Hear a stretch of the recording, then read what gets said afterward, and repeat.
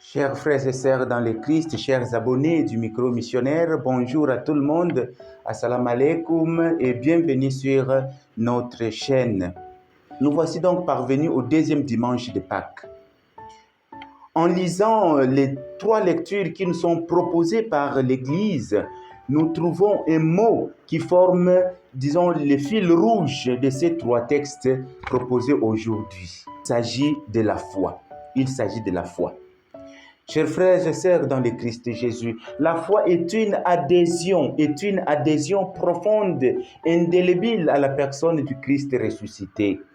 Du coup, d'un côté, la foi devient un moteur sans lequel personne ne peut dire être à la suite du Christ.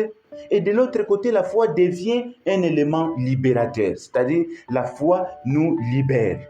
Voilà, la foi en Jésus-Christ nous libère et en même temps nous construit, c'est-à-dire nous donne des éléments pour résister, pour être solide dans cet engagement de foi. Et en même temps nous introduit dans une relation filiale avec le Père, avec notre Dieu. La foi au Christ ressuscité, comme je viens de le dire, nous libère de nos doutes quotidiens, comme à l'exemple de Thomas dans l'évangile d'aujourd'hui.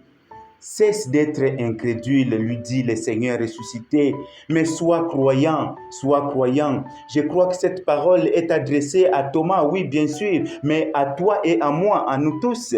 Aujourd'hui, le Seigneur nous dit, cessez d'être incrédule, soyez croyants, mes chers frères, soyons des croyants. Il y a parmi nous les gens qui s'installent avec des idées confuses de la foi chrétienne et aussi de l'Église, et surtout de l'Église catholique. Pour cela, j'adresse au nom de Jésus-Christ avec sympathie cette recommandation du Christ ressuscité, de confesser leur foi au Christ ressuscité comme Thomas en disant « Mon Seigneur et mon Dieu ». Puisqu'il est inutile, avec une témérité insensée, se dresser tout seul contre tous, contre les témoignages de toute l'Église réunie autour de Jésus, réunie au nom du Christ. Quand certaines personnes viennent me dire, mon père, j'ai abandonné l'église catholique parce que là, je ne trouve pas la vérité. Mais quelle vérité, mon frère? Quelle vérité, ma sœur?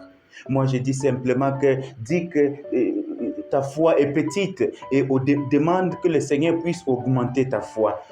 Et c'est pourquoi, chers frères et sœurs, soyons humbles, ne soyons pas arrogants et hautains. Un esprit arrogant, un esprit hautain n'a pas de foi. Il est toujours rempli de préjugés. Et c'est ça, ce qui est arrivé à Thomas.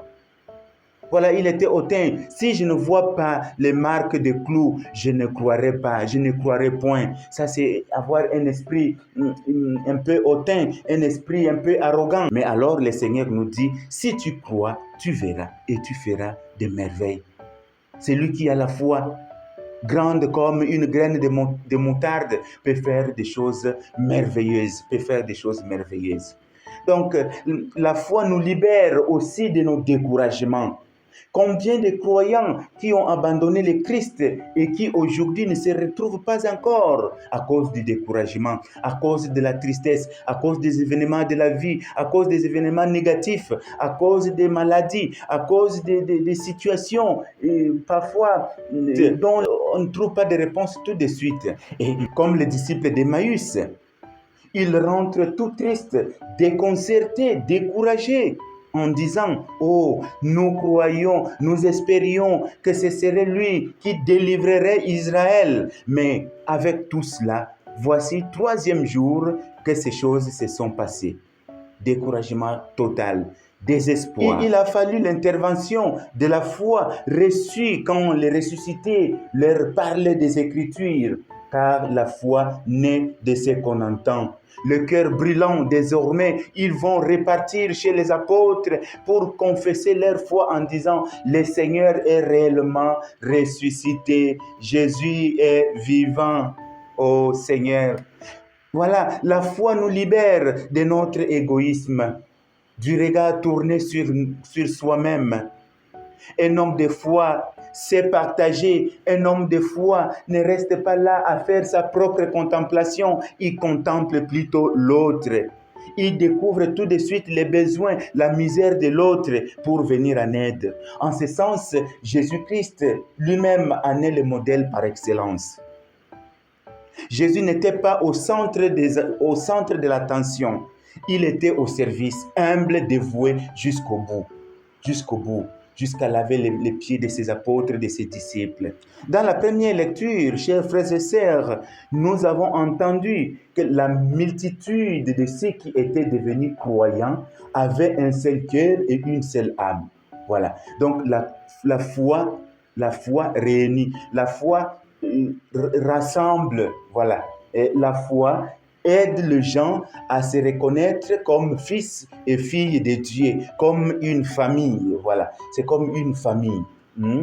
Donc, ils avaient tout en commun, c'est-à-dire chaque membre se sentait acteur principal de la vie de la communauté, Et voilà, ces principes est valable pour tous les chrétiens dans l'Église et aussi pour les époux dans la famille, dans le foyer.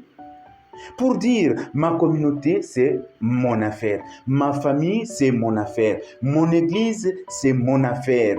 Voilà. Et donc, ma paroisse, c'est moi. Ma paroisse, c'est moi. Donc, je suis concerné par la vie de mon foyer. Je suis concerné par la vie de ma famille. Et donc, la vie de ma communauté me concerne. Je ne suis pas un étranger, je ne suis pas un passant. Je participe à la construction de ma communauté. Je participe à la construction de ma famille, comme époux, comme épouse, comme enfant. Voilà. C'est-à-dire, le fait de participer à la construction de ta communauté, c'est un acte de foi. Ce n'est pas question de possibilités, ce n'est pas question d'argent. Donc, donner une offrande à l'église, c'est un acte de foi. Aider quelqu'un qui est malade, quelqu'un qui est dans le besoin, quelqu'un dans la misère, c'est un acte de foi. Ce n'est pas nécessairement question de possibilité ou question d'argent. Non. Ce n'est pas question d'argent. Et voilà. Donc, aujourd'hui, chers frères et sœurs dans le Christ, nous avons contemplé la foi qui nous libère, la foi qui nous donne la possibilité d'être fils et filles de Dieu. Donc, dans la foi, nous formons une seule famille et dont le Père est notre Dieu. Et donc, soyez bénis par le Seigneur et que Jésus-Christ ressuscité habite en vous et demandez-lui les dons de la foi. Loué soit Jésus-Christ et bon dimanche à tout le monde.